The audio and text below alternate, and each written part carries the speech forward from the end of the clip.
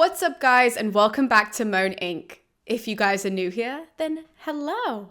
My name is Erica, and it is a pleasure to have you joining me today on the channel. Because for today's video, as you can see from the title, we are going to be chatting about all things Herodotus, the father of history, and get on to discussing his histories, which my beat up copy is sitting behind me. Please don't judge me. I love this translation, I love this copy, and I will never part from it. So that is the decor. But before we can get into that, please don't forget to hit the subscribe button and the bell icon so that you know every single time I post in the future. And now that you have so kindly joined me on this nerdy corner of the internet, let's get into today's episode. Just a bit of a disclaimer for this video before we dive into all the details. This is purely a context episode. I will not be giving you any details about the histories, about what happens in it, aside from like very, very general notes. Because obviously, for you guys who are regulars, you know this, that after this, I will be going into each and every chapter, breaking it down and summarizing it for you guys. And this episode is purely context. The more new people I'm getting over here, the more I feel like I have to explain this because there's always somebody confused and lost in the comments. That is what you are watching. This is not the summary. It's a very general overview, and the idea is to help you guys as you read. Herodotus was probably born sometime around 484 BC in Halicarnassus in ancient Asia Minor. And he died presumably between 430 and 420 BC. Now, the reason why I'm highlighting where he was born and not necessarily where he died, and also I want to definitely put a pin in those dates and say, take them with a grain of salt, is because, unfortunately, as you guys know who watch this channel all the time, we don't have any biographies that are written about these people. We don't have any diary entries written by these people. And so therefore, all of the dates and all the things that we know are really tentative. We come up with these things a lot by just inferring based on what other people have said, by dating the work in particular. We can do this in many different ways. And so therefore, especially when it comes to Herodotus's death dates around 430, 420, we don't know that for certain, and we don't know the date itself for certain. And the same really with when he was born. We know he was born in Halicarnassus for certain pretty much because it is written. You can say that with confidence, but the dates, you can kind of hop around within 10 years and you're pretty much fine. And through Herodotus' life, he worked on this one book that is sitting behind me, which is called the Histories. And this tells us the story of the Greco-Persian Wars. So we'll get into exactly what that means in a hot second. But basically, he becomes the father of history to us now, because looking back, this is the first example of somebody who is walking around just trying to tell us what happened in his history, right? So how did these wars break out? Who are the people that were involved in it? And why this war meant so much? Now, because Herodotus is not a modern man, right? He's an ancient man in ancient times. He did not have the resources, obviously, that we have, or even that we had 100, 200, 300 years ago. So in order to write this, Herodotus was our lovely traveling man. Right? He went around everywhere to meet the people that were impacted by these wars, that lived through these wars, that knew people, the countries, so on and so forth. He wanted to hear from the source. And so we know that this would have taken him years to do, because this man was not just traveling around Greece to see like, ooh, what happened there? What happened here? What happened there? No, he goes into Lydia, Egypt, Libya, Syria, Babylonia, Susa, Macedonia, beyond the Danube, through the Black Sea. I mean, literally everywhere, right? So those are your three main points about Herodotus himself. And that's about all we know about him, not about his work. Obviously, the work is sitting behind me. So let's get into the work itself. Let's get into the structure, what you guys can expect, and obviously the issues that everybody has to encounter when reading Herodotus. So structure, first and foremost. As I said, Herodotus writes about the Greco-Persian Wars. And he splits his study of these wars into 9 books. Actually, let me correct that. We split his study into 9 books. When I say books, for you guys who are new here, I just mean chapters. When we talk about ancient books, we always say book 1, book 2, book 3. It just means the chapter. The whole thing is obviously a book, but just bear with me. When I say books 1, book 2, book 3, I don't mean a literal book. I mean a chapter. And we are the ones who split it up into 9 books, even though Herodotus, as you open it, there are 9 chapters. But that's our cutting up of the text and not his. So although the book is split up into 9 chapters, it is also split into 2 halves. Essentially, you've got the first half, which is books 1 to 5, which is the background to the Greco-Persian Wars, which means context. And when it gets to books 6 to 9, that's when we really get into the wars, the battles, the strategy, the really famous battles that you guys would know, like Salamis, Marathon, Plataea, all of those ones are in the second half. Because the first half, Herodotus had to use to explain all of these foreign peoples. And that is great for us because we hear so much about the Persians, we hear so much about all of these foreign places, about what they were doing, where they're located, all of that kind of stuff. But if you're not familiar with the ancient Greek structure of society at Herodotus' time, you might struggle. And that's because Herodotus was writing for a Greek audience, so he didn't assume he was going to have to explain ancient Greece to a Greek audience because they knew. Don't worry, because as we're going through the summaries, if I feel like we need any detail on that front, I will add that in for you guys. If I think that it's actually going to impact the story that you don't understand that, I will mention it, so don't worry. So we only get an explanation of the foreign peoples. And before anybody says, oh, well, it's probably because he's going to be looking down on the foreign peoples, he wants to establish that they were lower than him, and so therefore when the battle happens. No. Actually, what you'll find with the first half, which is wonderful, is that Herodotus is really there to explore how they structured society. There are some things, obviously, he points out that are like, well, this is weird and I don't get this. And as historians, I was about to say we, because I technically am an ancient historian, but I didn't do this personally. But in the field, ancient historians, classicists, have been able to go in and kind of correct his understanding of the stories with like, oh, we know of this custom in this part, so actually this is what he's referring to and he doesn't really get it. But the point that I'm trying to make is that he doesn't actually have an incredible bias of just trying to show off the Greeks to be amazing, to be fantastic. All of the ancient Greek polises are like these strong men, That's not the case. Obviously, he does do that when it comes to the battles, but he really was there to explore without trying to put down these foreign peoples. So that's what you can expect from the first half. It's a huge exploration into social structure, context, all of these problems that these other places were facing, so that his Greek audience would understand also what they were going through before the Persians show up at the Greeks' door. So basically, if you want to read the Battle of Marathon and you open Herodotus to book 1, you're going to be very lost. So now that you guys have kind of got a gauge of what to expect from the structure of the book, it's so important for me to highlight the method of narration that Herodotus uses. Because yes, we call him the father of history, but not in a history way that we would understand today. So for example, to hold up my microphone, I have the book, The Silk Roads, right? This is a very bog standard history book. It's telling you the story of the ancient Silk Roads. It's quite thick, right? Because it needs context and a very specific kind of non-fiction narration.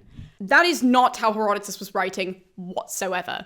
And in fact, I would encourage anybody who goes into Herodotus to banish their idea of how history should be written, because Herodotus is really here for a good time. He's here for a good story, and he really tells it almost like it's literature. It's a really enjoyable read. Scholars compare Herodotus' histories to that of Homeric writing because it is equally as epic, it's equally as enjoyable. He's a fantastic storyteller. I mean, genuinely, I'm so excited to get into so many of these stories with you guys because they are just fascinating. Like, as they unfold, the way that they're told is just brilliant.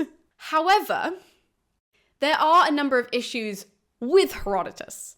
No matter how enjoyable it is, no matter how fascinating it is, and keeping on with the topic of Homer and of that style of writing, I need to warn you guys.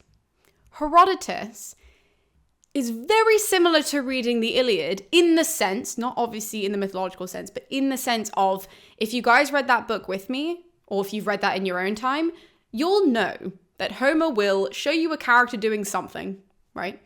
And then we'll leave that character for 2 books. He'll go and explore Troy, or he'll go and explore the Greek camps. He does this on both sides, right? And then when he comes back to that character has not left the spot that we last saw them. And that is 100% the same thing with Herodotus, especially in that first half. We get so many stories of these other societal structures, of these other histories, of these other places. You know, he tells this like fantastic story about like the king of Lydia and how he was during that time and all of this and his grandeur. And like halfway through this wonderful story, Herodotus is like, oh, I should probably tell you about the other kings and how they ended up getting kings in the first place. Until he finally catches back up with his narrative, and you've got to remember exactly where you left that original king.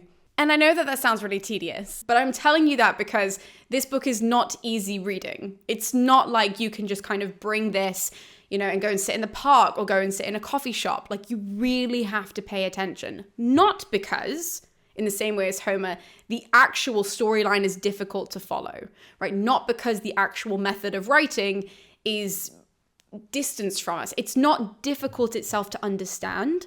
It's just the way that it's told. You've got to be paying attention. The minute you lose somebody, you'll come back to that person. You'll be like, who's that again? Same with the Iliad. And that's why I just want to make that very clear that if you guys want to read the histories by yourself, if you come to this because you're like, this is my new project, you need to be setting time aside in order to do it so that you can focus. But these are not the only two things that we need to sort of hold a flag to and bring your attention to. Because there are two main problems with Herodotus that are always harped on by scholars of every age and every decade. One is that Herodotus was not a military man. Two is that there's an issue of translation. Now let's start with that one, because the issue of translation is not the issue of us in English translating very specific things about Herodotus, right? That's not the issue. The issue is Herodotus translating during his time as he's writing from the languages that he's encountering to ancient Greek. Okay, what the hell does that mean? Essentially, because Herodotus was traveling around the ancient world, he's obviously encountering lots of different places, lots of foreign peoples that don't speak Greek. Herodotus does speak Greek. And so when he's talking to these people, at times he used an interpreter so that there could be some sort of translation because it was a language that was too far away from what he could understand. Sometimes he tries to just muster through conversations with locals. And this causes a problem on two parts. One, Herodotus is sometimes just guessing. And the other side of things is that you've got a translator that doesn't necessarily speak either languages perfectly as they should, and so therefore they're hearing an ancient word from whatever language it is, trying to push it out into ancient Greek and not really getting their vocabulary correctly, which results, either way, in some wackadoodle stories. Like, some genuinely fun stories, but the reason why I'm mentioning this is because sometimes we're going to be encountering some very strange things on the page that read almost like fantasy. For example, Herodotus' giant ants in the desert.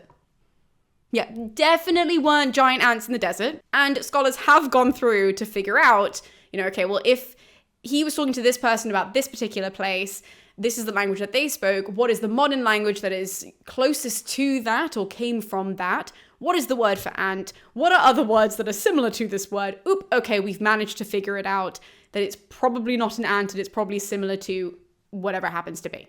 That happens a lot in Herodotus.